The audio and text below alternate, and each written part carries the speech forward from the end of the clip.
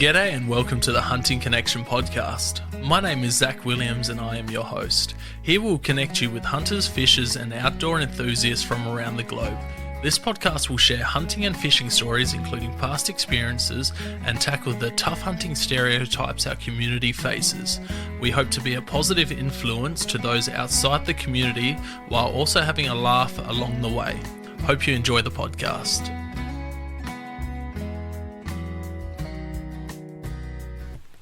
G'day and welcome to another episode of the Hunting Connection podcast. Today we are coming at you from Hunt Camp in just out of Mansfield, Victoria.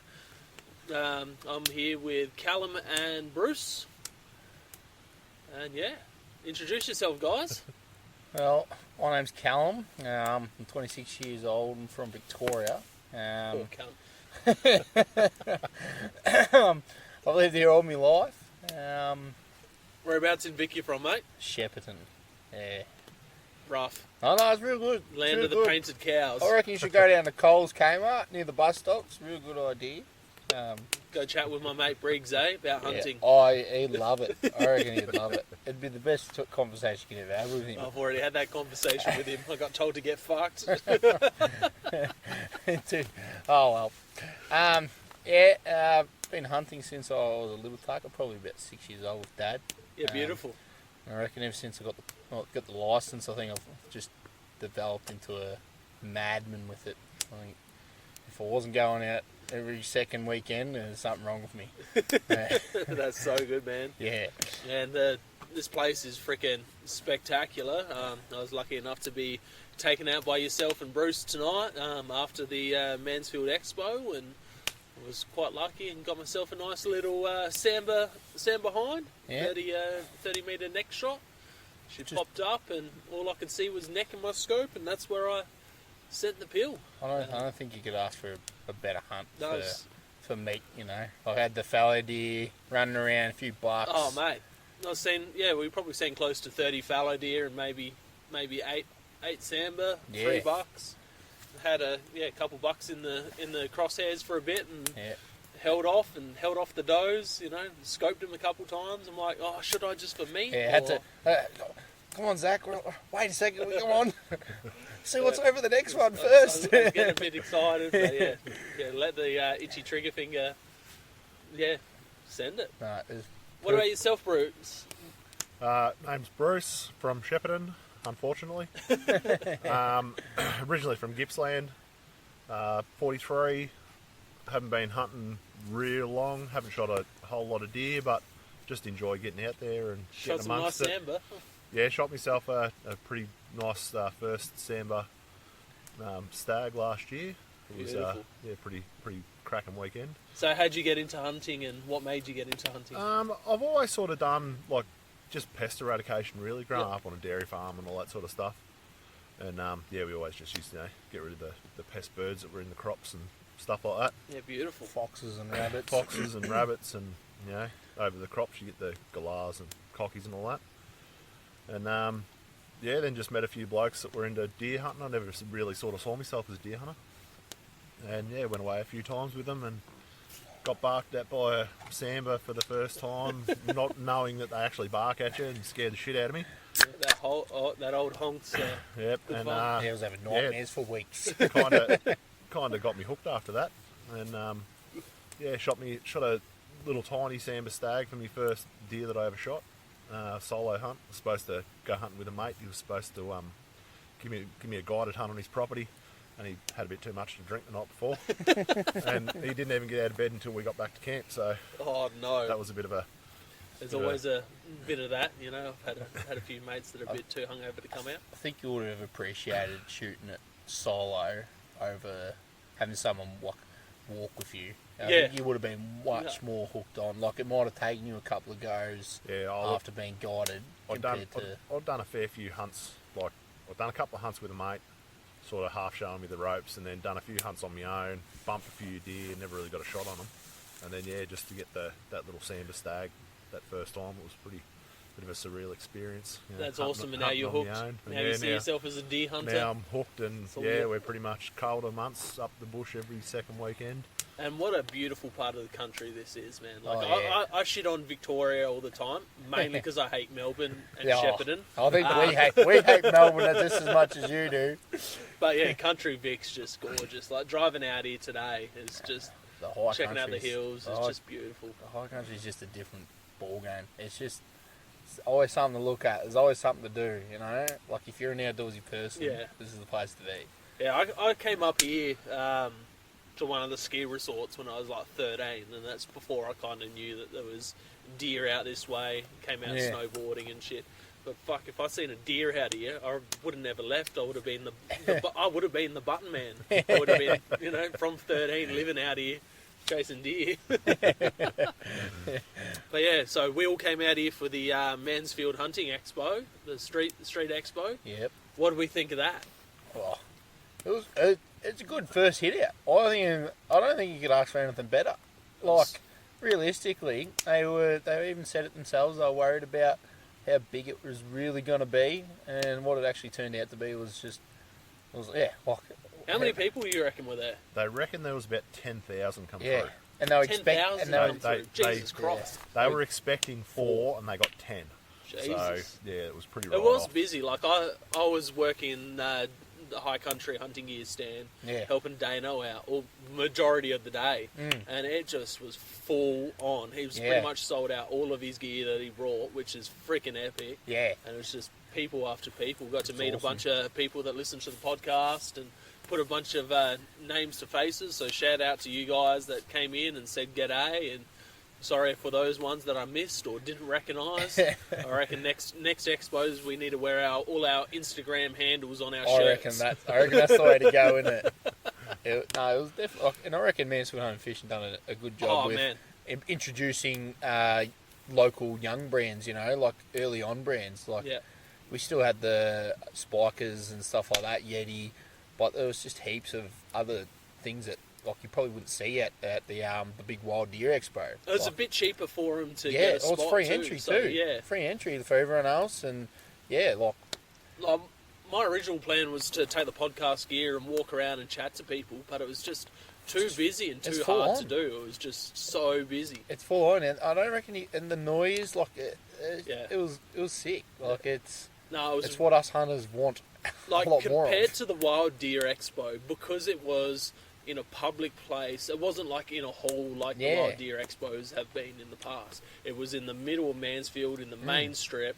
You got people that don't hunt, don't know nothing about deer hunting, and they're watching people butcher and deer up on the stage, then cook them, and then you got like the Traeger stand had venison cheeseburgers, and fuck me dead, were they some of the nicest cheeseburgers. Like these guys have heard me not shut up about it since. We missed out on it, and we're going to have to send them a private message and ask for a cheeseburger, I reckon. I reckon we need the Traeger needs to start up a cheeseburger frickin' fast food chain. A private expo maybe, just for us.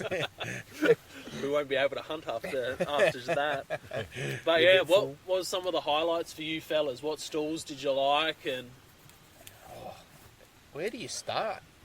I think the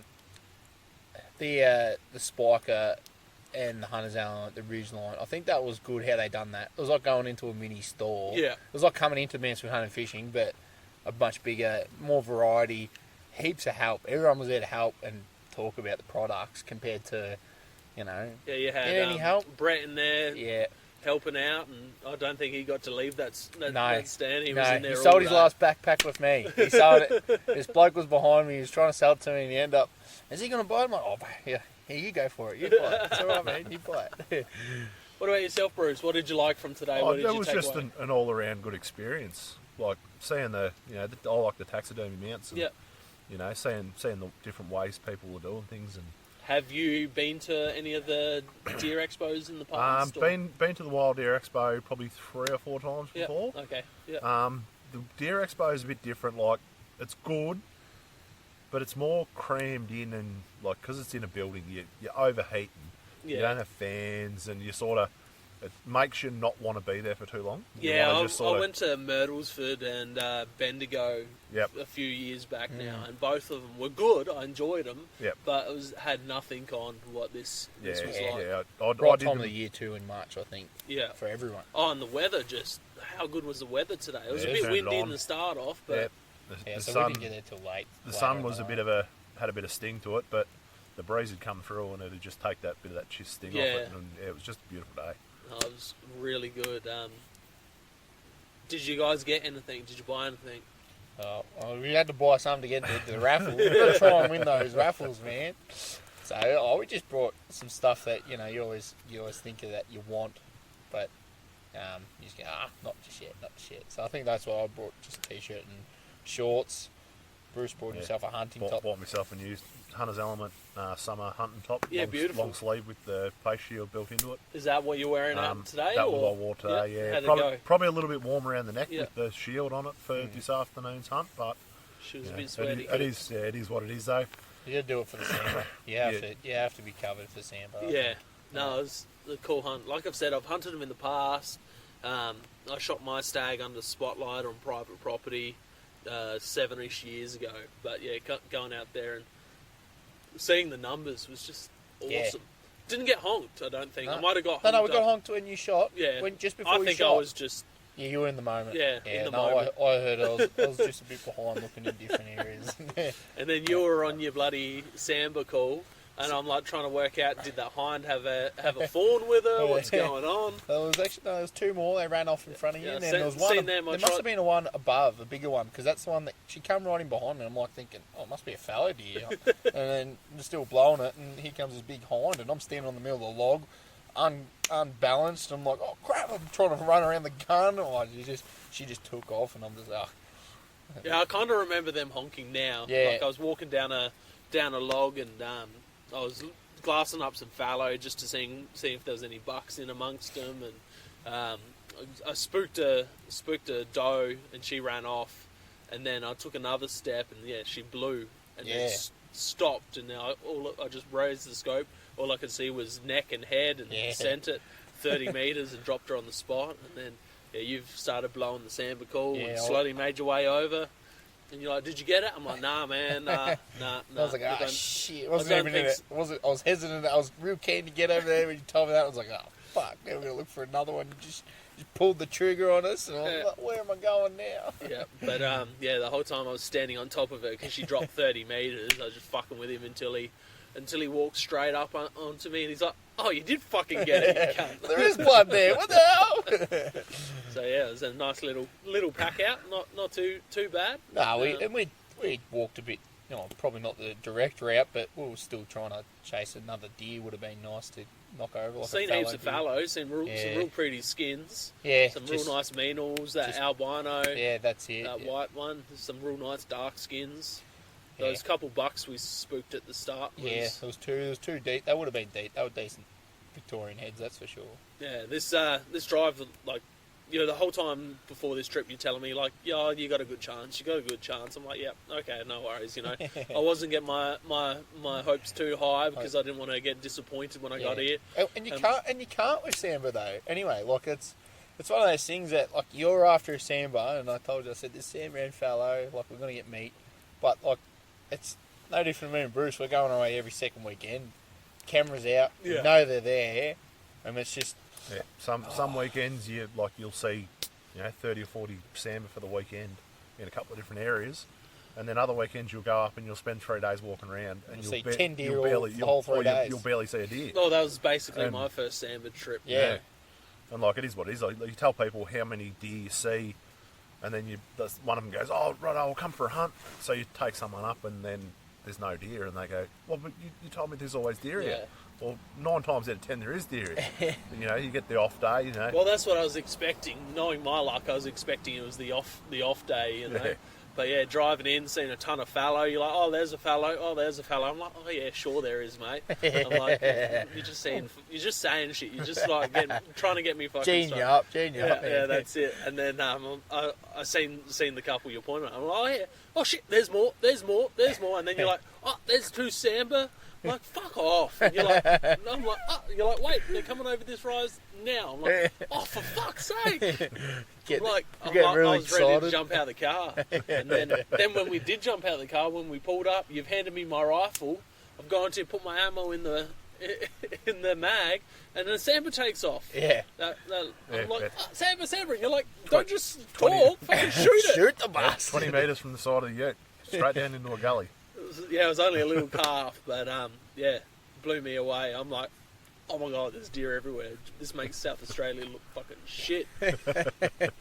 It's just, I think it all comes down to putting the time in the bush. And when people say that, you think instantly of putting time in one spot. Well, if the deer aren't there and you're not seeing a whole lot of sign, find another spot. Just pick a bush. Pick a bush. I'm telling you now, they're in them hills.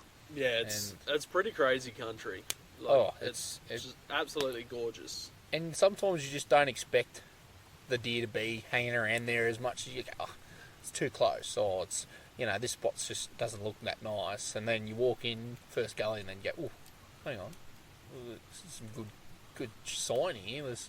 There's lots of rubs, and we started noticing the rubs and a couple of small scrapes, and then we spooked those 2 bucks. Yeah. And they looked like they had some good length in them. At first, when I seen the antlers, I'm like, oh, Sambar stag. Yeah. But they had some real good length on them. No, it's a good hunt at this time of the year. I think in the warmer months it's a much different ball game to once that weather starts cooling in. Well, September, I'm coming back, and we're gonna get a stag. I told you, after you cook that feed, I'm gonna have to tie a stag up to a tree. I reckon we're gonna have to go up there for taser and. So as soon as we got back to camp, while the boys were getting wood, I cranked out the gas stove and cooked some beef steaks up, some minute steaks, some bacon, eggs.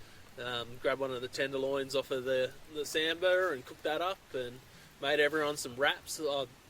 After New Zealand, wraps are my go-to freaking thing for deer camp. They're very easy, aren't they? And they're probably less messy than not even else. New Zealand. Mexico was the first time because there was no bread. When I went over to Mexico, there was no bread really in the shops. It was all tortillas. Yeah, okay. So we're all cooking whitetail and javelina and stuff straight over the fire, and on this little wind-up grill on mesquite wood. And we were just eating everything on tortillas with like this lime mayo. It had like citrusy. Yeah. Oh, so freaking good. And what do you reckon the taste is difference between an Australian fallow deer Sambar compared to a whitetail? Well, it's different because where I was hunting them is like a real deserty, dry area, place, and they're all corn fed. Yeah. Whitetail, I'd put down as, from what I've had being those Mexican deer, would be the lowest of the deer species I've had. Yeah, okay. Where fallow are like high middle. Yep. Reds a bit above that. Sambar above that. Hoggy above that. But the best venison I've had is Sika. Yep. And that was over in New Zealand. I'm not sure if it was just because I failed on that hunt and my mate shot one and got to wrap it in bacon and cook it in bacon grease. Yeah. And it was just fucking so good because I was cold and miserable and hating life. And I injured my knee and I was sore, so I was just...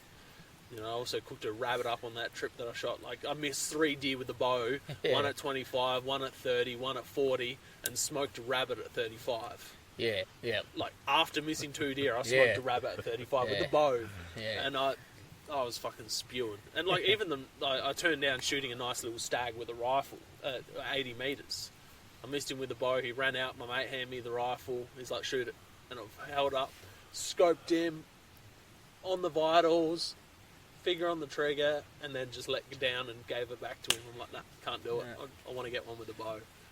But, that's a real sore spot for me. Oh, look, we've all shanked shots before. Like, it happens. It wasn't shank. It was just I didn't shoot. I just gave him the rifle and said, I can't do this. With your bow, like, you miss those couple of deer. Like, it happens. Like, you get a bit of adrenaline pumping. Yeah. You might just flinch a little bit as on your release. Same pull trigger. I think you get a bit excited. I think that's the main thing. You get excited and it's buck fever.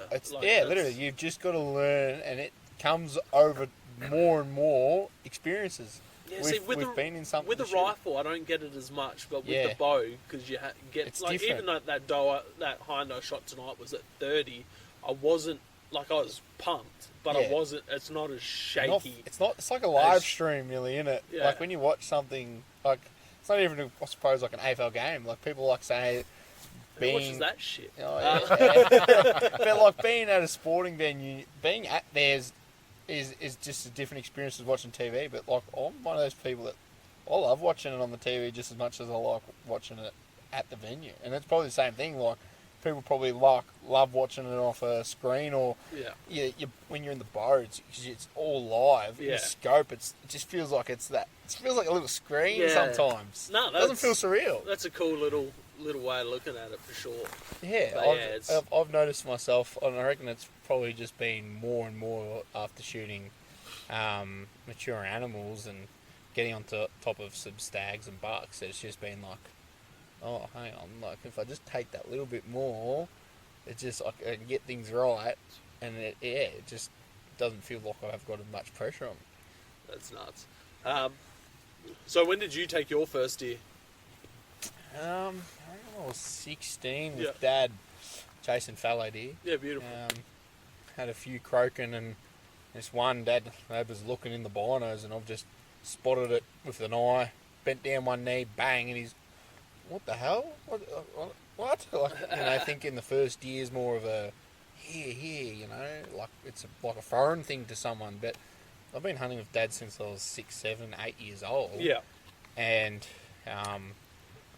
I've just sort of, I suppose, watching him, and he probably doesn't realise. I just watched him and going, okay, this is how you do it. So was he always a deer hunter?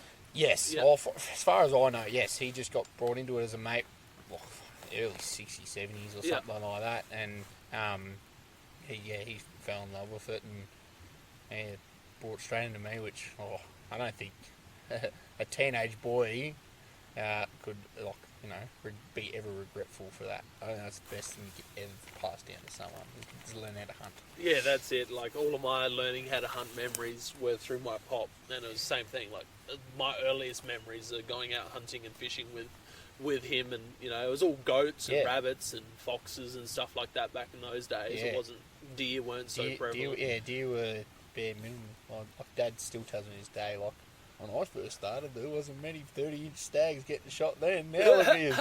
Every magazine, there's about 20 of them, just like that. Yeah, like chatting to Pop, because he hasn't shot a deer still to this day. I've been trying to get him out, but he's getting a bit older and frail these days, so it's a bit harder. And like I said, I'll drive you out there and you can shoot one out the car. And he's like, I don't want to. I don't want to shoot one out the car. Yeah, like, wants the full experience type but thing. He's just not interested these days. But yeah, going out with him, like I learned the hard ways, being a 7, 8-year-old kid, coming up on some goats stuck in a dam. Yeah. And I'm like, oh, sweet, I get an opportunity to shoot one now. They can't get away. Pop's like, no, you're not shooting one. He's like, pull them out. So we pulled them out in the mud and let them go.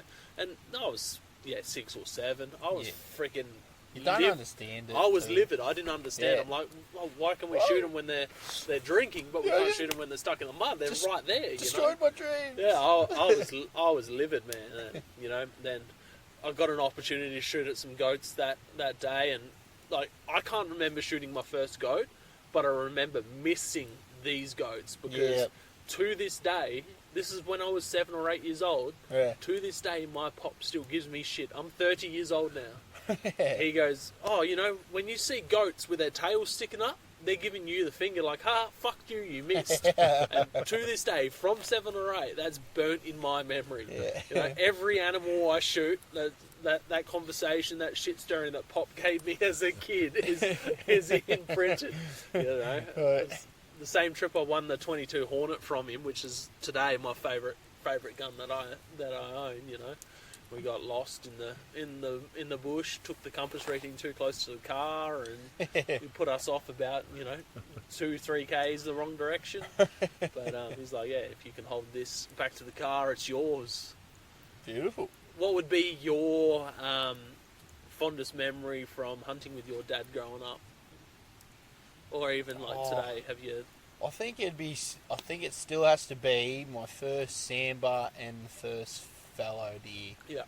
Like, I think the excitement Dad had towards me, like, the fallow deer one, like, you just couldn't say it enough. Like, he did it all himself. He didn't have to show him. It was like an instinct thing. That's it. And the same with the Sambar, like, like I had a few moments where I've missed stags, missed deer, and then finally got this 24-inch, and that's how you do it, like real pumped. It's like a football game, kicking a goal or something, to me. That's great. And it was just, I think that's my best. And then a bit earlier, Dad said just had a bit of heart issues and stuff like that. And yeah. I think he's just starting to realise that, it's not forever anymore. Yeah. And I think the last hunt we did at Gatta trip, and had a blast. Like, we've seen a few deer, and I think sitting down watching them, me and him I think we both took it in and just went like, this is it. This is what living is. I can't wait to experience that with my boys. Like, yeah. I do a few morning trips here and there. This April, I'll try and talk the oldest into coming out with me, see if he wants to. He's real obsessed with his soccer and technology these days, so it's a bit harder to get him out. But the other day he asked me if I could take him out to shoot a goat. I'm like, well, I can, but you have to come out with me and you have to shoot and shoot and shoot and shoot. Yep. Like, you show your interest, I'll take you out, mate. Yeah, like, exactly. I would love nothing more than to take you out to shoot a goat, and then once you shoot a goat, you can come shoot a deer. Yeah. The youngest, he turns 4 in April. He is so stoked to come out. Yeah. All he wants to do is come out. I remember watching your stories. I said, that's sick, man. I can't wait for that. That's awesome. He's been coming out since he was 6 months old, man. Like, he was 4 or 5 days old, and I had him on a chest harness. Yeah. Butchering a fallow deer on our kitchen bench. Yeah. Like, his first solid food was venison. Yeah. Like, he absolutely thrived. He may not be great at being quiet, but he's there. He's there, And that's the thing, when you take kids out that young, you have to expect them to be quiet. You have to just go with the flow. They're going to scare everything away, but you're out there and letting them get used to it. Yeah. So hopefully this rut, he'll get to see his first deer down. Yeah. He hasn't seen one shot yet. But his next thing is he wants to go shark fishing. Yeah, oh, Jesus. So different ball game altogether, Yeah, Dad, I want to catch a shark. Dad, I want to catch a stingray. All right, let's go. Let's start wheeling that bastard in. I was almost going to hit old mate out from Shark to Shore today, Nick. Yeah. I'll be like, hey, maybe I need to bring the young fella out with you, and we can let this little 4-year-old catch a 4-foot bronzy. Yeah.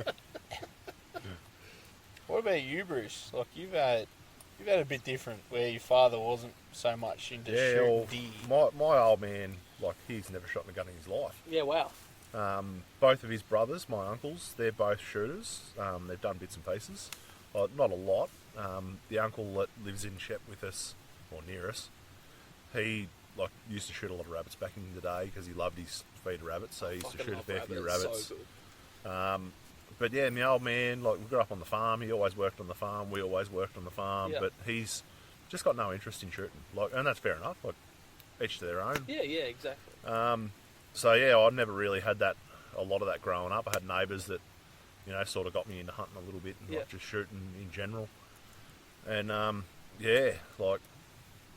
it's just a whole different ballgame. What about? Do you have kids or nephews or anything that you want to get out? Or I've got a couple of nephews, but it's more like their parents. Like, my sister has got her gun licence, but she doesn't shoot. Their father's got his gun licence, but he doesn't shoot a lot. We've had them out a little bit. We used to shoot up parks a bit, and they've been with us, shooting the odd goat and pigs and stuff up in parks. But yeah, I think the technology just takes them over too much. They're just not interested. They'd rather sit at home with a screen in front of them, and that's one thing I want to say about today at the expo. How many kids were there? Yeah, it was unreal. I don't think I've seen a crying or screaming kid at all. All these kids had smiles on their face. Yeah, they were eating the venison cheeseburgers and venison hot dogs. And so keen for it. some of them wearing winter, summer, like hunting tops. I'm Yeah. like, well, are you mad? What the hell? Nah, I'm just keen. They were in Hunter's Element. Yeah. You know, there was I reckon he would have been 2, barely walking, and he was cruising around, or she was cruising around in a little Hunter's Element hoodie, and it was so good to see. And the moment Mel from Mansfield Hunting Fishing said, I got 20 hats to give out to the kids, bang, I reckon there was about 100 of them just run there. And I want to know what she would have done with the rest of the kids that missed out. There was a few around though. There was heaps. It's good. I like seeing the younger generation get involved because it just brings hope, I suppose. Getting away from the technology. Getting them out. Get away from that. Get away from the screens. Not about playing games. Get out in the bush. Like, even if you just get out in the bush and just go for a walk.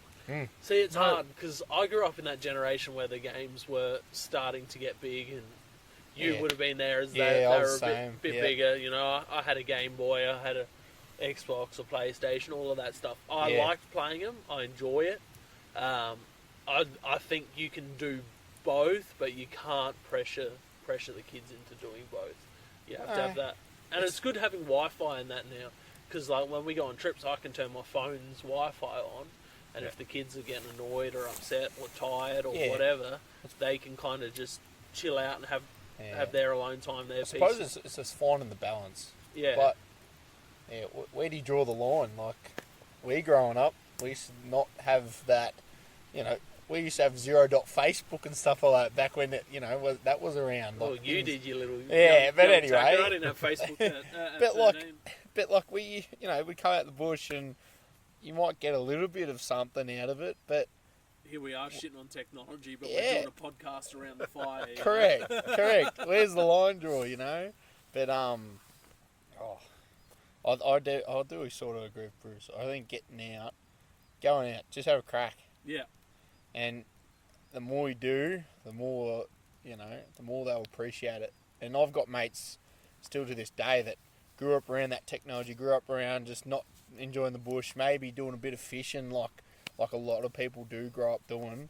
And now they're all sort of like, oh, Calum, what the hell? Like, this looks real good. Like, it's fun going up the bush, high country, snow, trout fishing, shooting deer. Like, it's funny. I've touched on that before. Like, growing up, I was always the outcast kid because I didn't like sports. I hate football, I hate cricket, I hate basketball. I fucking can't stand all of that. Yeah.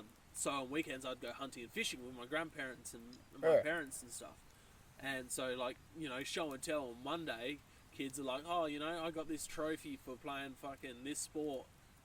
And I'm coming in with a goat's head or a fox skin or a fox tail. Oh, exactly.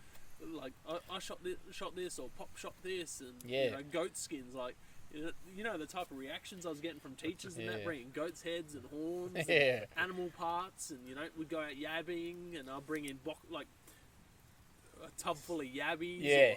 Show and tell. I'd bring in my pet snake. It was like I was always the outcome, even through like high school and that. And then, like, some guys through high school started getting into hunting and stuff. Yeah. And they'd talk to me about it. But since school finished and I got, like, real deep into hunting, like, everyone that I ever had issues with in high school have all hit me up since finishing high school. And they're like, oh, man, I love what you do. You're so good. How can I do this? How can I get out? Can we come out with you someday? And it's like, we all move on from fucking high school. Correct. But, yeah, it's killer chatting to people about it because it's something that I've always been passionate about, but no one was at that level yet. Everyone was still in their sports, their video games, whatnot, and there's me, hunting whenever I could and fishing, and that's all I would chat about is, conservation, hunting. See, I grew up loving sports and the hunting, and I actually reckon since I've gotten older, it's more, I love my hunting over my sports. Yeah. Like, I still love me sports to bits, but, like, I'll gladly miss a weekend of going and play football to go away bush. Yeah, so it never appealed to me. I would sit down and I'd be going through the grass, picking up crickets and freaking millipedes, and I'm like, this is where I want to be. Fucking chilling with nature. Why do I want to? I can't kill a deer with a football. We could try. I don't know how successful you'd be, but you could have a crack. You a good kick? No, probably not. No. Terrible kick, terrible throw. You know, I'm okay at making stuff dead for the freezer, but that's about all. I bet you could throw a lure out though. Yep. I bet you know how to do that one. Lure, Same thing, different smell. We'll have to test that out in the morning. See if I can. You fellas were trying to catch some fish before I got here, so let's see if I can outshow you. Yes. Well, there's a few jumping around in that river down there, so we'll see if we can wick one up. How good's that? Like just trout, deer, sambar, fallow. Camping in the bush, and like once, especially this weekend. This weekend's turned it on with the coolness later in the night and then early morning. I think it's 9 degrees tomorrow, so that's that's perfect for walking really. In this time of the year, that's like I don't think you could ask for anything better. Yeah, it's big weekend. I left Adelaide 2 p.m. Friday, got in about an hour outside of Mansfield on Friday night, about 11, 12 o'clock. Pulled over, rolled the swag out, slept on the side of the road, finished it up in the morning, got into Mansfield, 8:30ish, and then started helping everyone out and having a look around, and it just went on. But yeah, like I've got 36 hours in Vic. Yep. And 20 of it's driving. Yeah, you just got to make the most of it, don't you? Like that's the same for us. Just on weekend hunts, like Friday night, you knock off work, head up the bush. You got to make the most of it. Don't sit there procrastinating. Oh, I'm a bit tired. Just get out there and just have a crack. Like I said to you Victorians don't know how fucking lucky you are. Don't worry, we see it on the Facebook groups and stuff. You see, but we understand that. I don't think you understand it. It'd be that hard to get property access, let alone seeing deer on private property. Like New South Wales has an okay system where you have hunt. to book a state forest, but Vic, where you can just rock up anywhere. There's a hunter in that gully. I'll go to the next one. Like, it's good. It's I don't think you guys just understand what it's like. Like, yes, you guys go door knocking and stuff like that, but when that's your only option. Yeah. It's just, and like in South Australia, especially the hills, the deer are nowhere near what it's like here. Yeah. Like it's, this is my, third Victorian hunting trip. First was Sambar over in like East Gippsland. Yeah.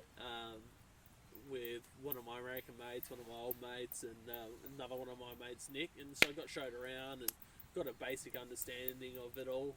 And then second hunt was hog deer on Snake Island last year. And yeah, but that's every hog deer hunter's dream right there, man. That is every hog deer hunter's dream. But I'm happy. Every Vic trip I've done for a hunt, I've come out successful. Lucky, touch wood. Touch the wood. So. Yep, touch the wood. So hopefully in September we can hit another milestone with a decent mature stag, I reckon. That would be epic. And then, left for me will be Chittle and Roosa. Yeah. Don't worry, I'll be tagging along with you. I'll have to repay you for the stag you're going to tie to a tree for me. What is it, 28 inches? Alright, I'll make sure he won't grow anymore. They don't come around often, that's for sure. Yeah, no, it's so good. And just, Sambar's completely different to... Like, there is small Sambar populations in SA, but it's, you're hunting them on frickin' sand flats in loosened paddocks, it's not like this at all. In the bush, the thick bush, like... Sambar would do well in the Adelaide Hills. We have parts of the hills that are like this. Yep. But they just sadly never got released, and no one ever released them in the Adelaide Hills. Please don't. Don't do it. Terrible idea. Do you hear the winking? It's my dream. Oh, I think it'd be great for the world to have, all the whole of Australia to have deer running around everywhere. That's a hunter's idea, but in the reality and realistic world we live in, it's not really the greatest idea in the world, is it? The ecological side of things, it's not great. Probably, if the more numbers, it's probably actually bad for us hunters. They're probably just going to do more aerial culls, more, professional shooters going out just slaughtering them, and us stalkers and stuff were just left to What are your play with our thumbs. guys' thoughts on aerial culling and the culling they do? Oh, it's not great. Like, I started off as just a meat hunter. Like, after I started shooting a few deer, I was just so happy to just shoot meat. Like, I wasn't interested in shooting stags.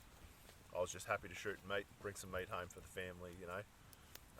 And then, see all this aerial culling, and they shoot deer, they wound a lot of deer. The deer go to water, they pollute the waterways with the rotten bodies. Yeah. Meat's all going to waste. Like, they could do it a lot better. Like, they could open more bush up to hunters, even if they've got to do a competency test to make sure the hunters can shoot properly. Yeah. And they know what they're doing. And I think we'd all pay more to be able to do that too. Like, it's what, for your deer stalking permit here in Vic, it's what, $63 for a year or 60 something? I think that is a general, and then concessions a bit cheaper. Yeah, I think it's a bit of waste. I think I suppose in certain areas where it's real thick and dense, but how are they going to pin it? It's a like I said, it's another one of those things. Where do you draw the line? I think there's definitely a lot of places where in national parks where stalkers and hound hunters would have a run and could do a lot of damage to get rid of the deer populations and reduce them. And at the same time, but I don't do you think they will want to reduce them though? Like, do you think the issue is why they're not opening them up to hunters, because hunters only want to go in there and shoot heads? Well, for the most part. Well, why not do a system where tagging's something involved, you know? Hog deer tags, no different. You've got to bring the whole body out. Yeah. What about something similar to that? You know, there's... But a Sambar's a lot freaking harder to No, but like, if you brought out... But just say if they said something like bring out back legs and back straps and stuff like that, like, you know, there would be a way to get around it in terms of getting the most out of it. Because at the moment, they're just shooting a lot of deer here and leaving the whole body there. At least either hound hunters and stalkers are going to take out meat. Yeah, but do you think it's more the trophy aspect if they say, we're opening this up, and guys are in there going, oh, we're letting every deer walk that's not a 30-inch stag. Well, so numbers aren't going down, they're only... Like, playing devil's advocate here. Yeah. Well, why not try and have a run with... hound hunters actually, like, they go in, they shoot everything. They shoot male, female, they don't care, big, young. So like Riley Patterson, I think it's Patterson, who I did Snake Island with last year. Yeah. He's told me to go. I should have done my hound stalkers, the hound hunting permit today. Yeah. I'll try and book it in for another time, but he's invited me out, so I'll go get that ticket and go out with him. It'd be an awesome experience. I reckon. It's definitely a different. I've done it a couple of times younger. Yeah. I think if you get the right crews, and that's the same with stalkers as well. But if you can get someone that are passionate about it, I know there's a fellow Stephen Bojanic. Yep. He's real passionate about his dogs and hunting and doing the right things and stuff like that. And I think if you do that, you're laughing. But yeah, it's definitely it's exciting. It's nearly like a rut type aspect for stalkers, you know, with the It would be cool bucks. With the hounds. Yeah, the dogs bark. Here they come. Get ready. It's something similar to that, you know, like, and you know, you don't know whether it's a stag, young one, anything. But they just put it down, get some meat, you know. And there's such a big number. You know, you might have 5 people in the crew or something like that, and everyone's got meat. Or maybe if you only shoot one deer, it's one deer, you know. But I definitely think that hound hunters and stalkers could put a dent in the population in areas where they're aerial culling better and more efficient than what these aerial culls are doing. 100%. I agree with that fully. Like, yeah. Even if, like, you did for areas flat like South Australia, if you did had legalised deer drives where you're running dogs through scrub and pushing them out, because southeast South Australia, where majority of the deer population is, we've got 5 species of deer down there, plus the crossbreeds. Yeah. If you had deer drives with dogs and just people standing on the other side, you could do some real damage. Yeah. like full on, America style deer. Yeah, Guys where they... why aren't we taking leafs out of their books? Like, America have done it so well where they hunted them hard to extinction nearly, and then they brought them back We're hunting them to quote unquote eradicate them rather than conserve them like America. Yeah, but if we got to that point where we're doing the right thing, letting hunters go in everywhere, and taking out decent numbers year in year out, we could get to the point where it's conservation. And I suppose not many of us would actually appreciate getting to the stage where we've got to draw for tags, but I think we'd appreciate the animal a lot more. And as all hunters do, we appreciate every deer, every species to hunt a lot more than what other people think we are. They think that we're just heartless, but we love it, and it's just And I reckon we are. We could get to that stage, but I don't think we'll ever get to eradication. Nah. Unless they invent some complete new way of doing it, especially because all deers, like goats, you could see it doing the whole Judas thing where they put the pigs, tracking goats collar on it and shoot every goat but the track goat, and that goes to the next lot of goats. Deer don't really do that, especially Sambar. Sambar are just different ball game. Yeah. But how well do those animals fit into the Australian landscape? Like Sambar just seem like they belong here. Correct. Especially even the fallow out where we're at today. Those gullies, you hear on Facebook, if you see fallow, you're not going to see Sambar and that. And that was one of my questions to you today while we're out. I'm like, so what's the go with Sambar and fallow? Do they feed on opposite faces and stay away from each other? And you were saying nah, just extra eyes. It's extra eyes. No different to kangaroos and stuff. They're just extra eyes in the field, really. And they might not be feeding next to each other, but they can be within 50 metres, 20, 30 metres from each other. That's what I seen tonight. Correct. The Sambar that I spooked and shot one. They're all in the same gully. They were in the same gully as the fallow, which was correct. And that blew my mind. Yeah.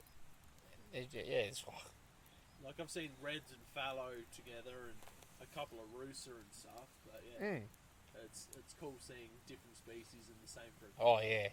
It gets your heart going a bit more too. You just don't know what to expect. Yeah. I don't know if you're going to shoot a big Sambar or a big fallow. What's coming at me? Sambar are just completely different to fallow, which is just... They're so tough to hunt. They're so tough to hunt. Tough to hunt, but you got the fallow, we've seen at least 30 fallow. Yeah. At least. And, there was groups of 5, groups of 6, and others feeding crews. Where I didn't see a single Sambar feeding. The only Sambar I seen were moving. Yeah, they're just they're just a different instinct. They're smarter, and you step on a twig and they've pinpointed you from the get go. And you got to have the wind right, all that sort of stuff. Cover. We had plenty of cover. The wind was right for that. Yeah, Sambar, it was. But they were just onto us. We just where were you? You're about 100 metres behind. We kind of went you kind of went down to the left. I was glassing a little bit differently. And I was only probably 50, 20 metres away from you really at the end. I was just stuffing around a bit more, I suppose. I love getting the binos up, seeing what's around. Yeah, and that's what I was doing. I was trying to move into a spot where I could watch these fallows, and then bam, Sambar. Here's some Sambar. Incredible. That's been plenty of times where me and Bruce have just gone, here's one, and then you just... where you don't expect them. Oh, what the hell? That's the next thing I want to do is actually just get to a position where I can watch Sambar just feeding that, because like I said, every Sambar I've seen has been spooked. Yeah, already looking, knowing what's going on. Yeah. Where I'd like to just watch one where it doesn't know that you're there. I've seen that maybe once in Vic. Just across river, but that's about all. It was just a hind with a young calf just feeding, but I'd like to see some more feeding in that, which I'm keen for and set. Well, Bruce and I were lucky last year. I shot a nice Sambar stag, and then the next day we've gone sort of back same area, going in to check some cameras out. pretty much within 100 metres of where I've shot my stag, is this tree just going to town. And I've just gone to Bruce and gone, Bruce, there's a nice stag there. And sure enough, he's pulled down 25, 26 in his head that just had nice shape about him. And it's just like, what the hell? Like, everything you think about Sambar, you shoot one, not going to be there again. What just happened to us? We just shot 2 good stags in, I think they dropped within 200 metres of each other technically. So, a day apart. Yeah, and like a whole year's coming into that. Like hunting every fortnight for 6 months, pretty much. Like having a couple of missed hunting opportunities. Hard. You see the odd stag, but they see you. The morning that Calum shot his, we were only probably 150 metres off the ute, and we had a young doe that wouldn't leave us alone. She was in at about 20 metres. And we couldn't get her to run away. Like, she just wanted to hang around and mirror us up through the bush. Had to tell Bruce, get off that trigger, get off the trigger. But it's stupid, it's been stupid. So I finally got her to move, and it would have only been about 50 metres past that. Had a big bit of tea tree off to the right hand side. Mum and a young one. The mum blasted us. So I whistled her a couple of times, and every time I whistled, she blasted me. I didn't know why she was doing it like that until she turned and the young one showed itself. Yeah. And then, Calum's stag broke cover and went up in the bush a bit, and Calum ripped into it, and the chase was on. Sambar's a pretty hard animal if you don't put the shot in exactly the right spot. They're not going to drop on the spot. A bit of a run through the bush, chasing after this wounded deer, and ended up getting it on the ground, which was a pretty cool experience. Someone else doing it. And then the next morning went in, decided we'll check the cameras. We didn't want to hunt because we'd had a broken down car and not much sleep. It wasn't a great weekend to start with. Just ended up we didn't get to the cameras a lot yesterday because of that stag. We better go and check our cameras again today. And pretty much got in where the doe blasted us. We were pretty close to there. Yeah, just pretty much just on that spot. Yeah, my dog was working pretty good. He was setting pretty hard. And so I was looking one direction, Calum was looking the other, and Calum goes, "Oh, something just ran off." And I went, "Oh, bugger." He goes, "No, hang on a minute, it's still there." And it wasn't until you put the binos up you could see this deer. Like, it was just raking a tree. So positioned myself for a shot. Took me time, a couple of deep breaths. Pretty good shot placement, dropped him on the spot. Didn't have to do much tracking on that one. And walked over there, and it's just a different experience. Like, I've shot plenty of does, but to put the time in and finally get a stag, it's just next level. I think both mornings were just that pumped. Like, even mine, I'm like sitting down the ground, like, my car's is broken down, and this has just happened, finally. Put in a lot of effort. Like, a couple of weekends before, I think it might have been the same stag. Didn't get in the rain, didn't get him up in the scope properly. Next day, Bruce shot his, and we're just high-fiving, just ready to go, just full of adrenaline, so happy. And then the hard work began, caping it out. Did you get him taxidermy? Yeah, he's up. Both of them are actually up at the taxidermist at the minute. 12-month wait to get it back, so it'll be worth the wait to get him up on the wall. Got the photos with it, so that's all that matters for now. And then once he's hanging on the wall, And I see you still got that photo as your screensaver on your phone. Oh yeah, changed him. So I had a fallow deer, a fallow buck as my screensaver from earlier in the year. So I shot 2 fallow bucks last year. Never shot a fallow buck before. Shot one fallow doe. But Calum invited me up here last year to chase the fallow bucks, and we're a bit early, a bit before Easter, but we rattled in this little buck, and Calum goes, "Oh, do you want to shoot him?" And I went, "Oh, well, we're up here, we might as well get some meat." So shot him and brought the head home, and then just after Easter we decided to come up for another crack. Calum had been up for a couple of days over Easter. He'd shot a half decent head. And he said, "Oh, there's a few more up here, you better come up and have a hunt." So I come up, brought my dog up and put another hunt in, and managed to get not a bad... Shocking weather. Oh, just rain. With rain. It was just... Terrible. It was, by the time we got back to the car, we were just drenched through. Had rain jackets on, but still wet both sides. Keep talking, I'll be back, I can listen. But shot him with me pup. And so it was pretty exciting year. Yeah, shoot 2 male species of deer within the hunting season. It's pretty cool. Doesn't happen too often that you get to take on trophy sambar, trophy fallow, just putting down, and the quality that we had was second to none, really. Like, I think a lot of people will be killed out of a weekend of shooting 2 mature stags back to back in a weekend, really. Yeah, it doesn't happen very often. But we put in the work.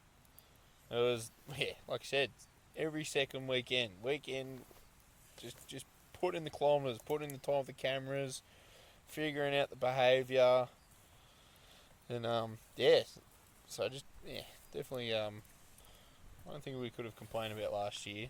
So we're looking forward to this year's being a Kickstarter. It's already started off well, getting you a Sambar on the deck. I think that was the main goal, wasn't it? Really, it was. Like I said to you, coming out the last two years, my first deer for the year of being in Victoria. Last year was hog deer, and this year is Sambar. Yeah, the first mental. It's different. It's just, I don't know. Hunting just gets me excited, and I love it. I know the feeling. I can't wait till I'm real old, can't walk in the hills, and I just sit back remembering everything. Got to make the most of it. I don't think that's something you should not. What do you mean? You should wait for it. I'll wait for it, but like, how good will it be when you're 70, 80 years old, not really walking, and you're telling your grandkids and stuff like that? Hey, don't worry, I've still got plenty of years left in my legs. I've got the youth on my side at the moment.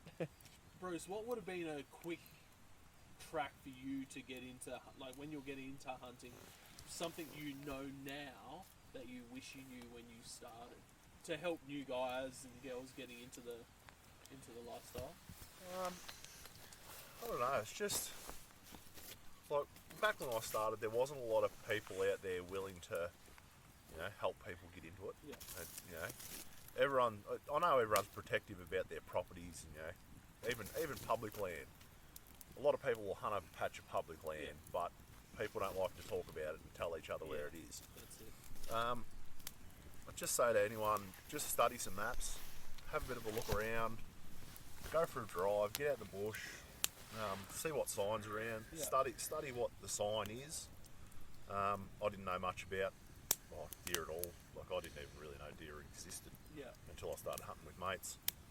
And it's just the learning curve. Like, you've got to do your research. You've got to have a look at how the prints go and what areas different deer hang in and what they like to have around them. I've hunted a lot of properties that there's just no fallow deer around. And I always get told about fallow deer and had no idea about them. What do you find harder to hunt, Sambar or fallow? Oh, Sambar definitely. Yeah, so they're just so smart. Their ears are just like next level. Like, I hunted an opposite gully to you guys this afternoon, and I had a doe blasting me on the opposite face, but the wind was at her back. Yeah. So, but she still knew I was there. Like, she would have been 150 metres off me. She was pretty crunchy through there. Yeah. Cornflakes. That's what I call it. Bottom, yeah, it was cornflakes. Yeah, so they're just a different kind of animal. And like, people don't understand. They're a big animal. I tell people that it's like a cow in the bush. Yeah. But they blend in so well. If you're not 100% looking and knowing what you're looking at, you just don't see them. Well, compared to fallow, man, like fallow just stand out like the fucking. Yes, Hey. as small as bamboo's ass, man, dead set, like they do, and the Sambar they do. They bed like fallow are so pretty, where Sambar are just plain old brown. Yeah, fucking, they got the cute little teddy bear ears, those little round. Like, they're still a gorgeous animal. Bambi, yeah, Bambi tastes good too. 9 times out of 10, you're chasing Sambar. The only part of the deer that you're going to see is that red ass as they bark at you, turn around and piss off. I was lucky. The bushes were too high to see that. I just seen ears and neck, and that's where I stuck that lead in the back of the neck. You seen the entry and the exit. Couldn't have been better. Oh, exactly. Especially for meat. only deer I actually saw today was just that red ass going through the bush. I got blasted, and by the time my eyes got to where it was just that red tail and ass going through the bush, and I went, oh well, there's nothing you can do. Like once they've made you, there's very rare you're going to get them to come back and be able to get a shot on. Well, we pulled those fallow up pretty good just by doing the little doe. Yeah. You know, like they're pretty to that. Yeah, like the Sambar whistle that you get, it works and it doesn't. Sometimes if they've made you out and you sticking out like real bad, you got no cover around you, I think it's game over. So you'd use it to pull them up, try and pull them up. Yeah. Or would you use it like during like the prime calving air time, or? I think all year round, because Sambar are one of those things that are all year round. Yeah. And like I've seen them. Yeah, I've seen the Sambar stags, velvet in the middle of the winter, blah blah blah. I've seen calve it's calve all year round, but they do have the majority of the time. But I think it works. It works a lot, all the time, all year round, nearly. Yeah.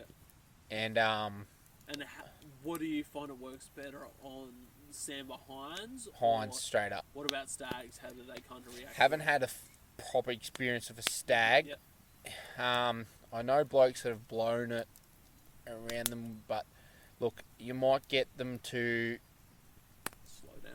slow down and go, hang on, was it something that I'm thinking it was, or is it this baby deer barking at me?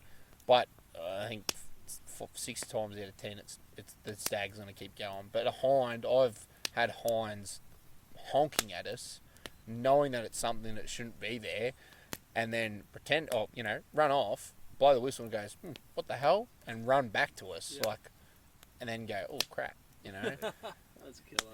You gotta read the honks on the Sambar does too. Like you say they all sound the same. They sound similar. They have got different barks to, different things. If they're not real sure about what you are, their barks like a very unsure. Should I really be barking at this thing? Kind of like a fallow when they bark. Yeah, and like if you get a doe that barks at you very unsure, the 100% the whistle's going to work. Like you'll blow the whistle and they'll come to you. But then if they know exactly what you are, you've jumped them, and they just blast you like that. The typical Sambar, like they're just telling you to fuck off, and they go bark and boom, and they're gone. That's when blowing the whistle's going to do nothing. Like, it's not going to bring them back. They've made you. But yeah, when you get the unsure bark, or you just see a bit of movement in the bracken fern, like we were hunting the gully last year, and I just seen a bit of bracken move a little bit, and I said to Calum, I reckon there's a deer over there. So he got the whistle out, and he whistled a couple of times, and she came into 20 metres off us. That's killer. And just off from one side, come into 20 metres, and stood there looking at us, like we just stood still, and she just stood there looking at us. And then eventually she just turned around and off she went. Sounds like perfect bow style. Yeah. I reckon for any Sambar hunter that's after meat, I think if you can blow your whistle in time after a first honk, and you see the deer starting to move, you're a chance. Yeah. She's honking because she's doubting herself. She doesn't know what you are, and she's just honking for the sake of honking and to figure out what you are.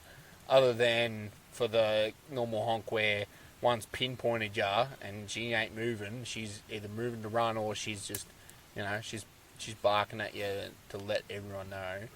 That and the tail, I think. Yeah.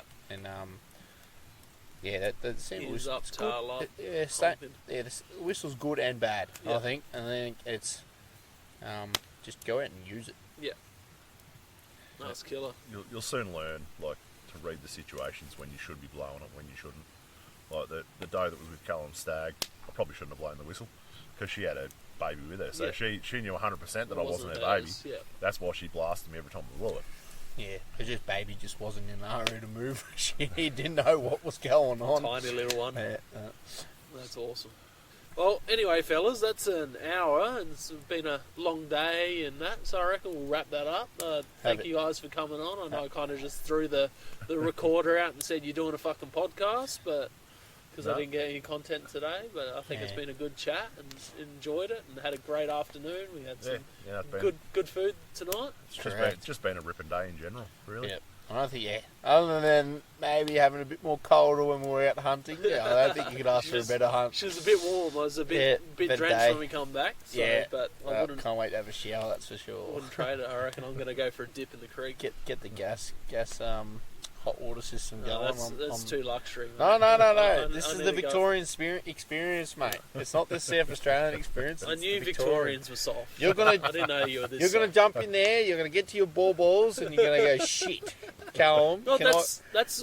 I'm just going to jump in there. Callum, get out of that shower real quick. Wim Hof it, mate. Wim Hof. We've got the soak it wet in the creek and then jump straight in the swag, shivering. At the end of the day, though, you're not going to be sweaty, stinky in the swag. That's all that matters. Easy, fellas. Thank you very much, and thank you very much for this opportunity to come out. And I look forward to hunting with you guys in the future. Yeah, within a bit of luck in September, we can do another podcast around the fire after you've shot a stag. Yep, that's 100%. There you we know, go. Exactly. Just have to take the chain off for the photos. Yes, that's it. Only joking, guys. But thank you for listening, and I hope you guys have enjoyed this different style of podcast. Thank you for joining us on another episode of Hunting Connection Podcast. We hope you've enjoyed our discussions and gained valuable insights into the world of hunting, fishing, and the outdoors. To stay connected with us and never miss out on an update, please be sure to follow us on social media, all at Hunting Connection Podcast. We appreciate your support and would love for you to share the podcast with your friends and family. Don't forget to tag us in your hunting photos on social media and let us know about your experiences. Your feedback is invaluable to us, so please take a moment to subscribe, rate, and review the podcast. Together, we continue growing and delivering more captivating episodes for all hunting enthusiasts. Stay connected, stay informed, and keep pursuing your passion for the hunt. Until next time, happy hunting.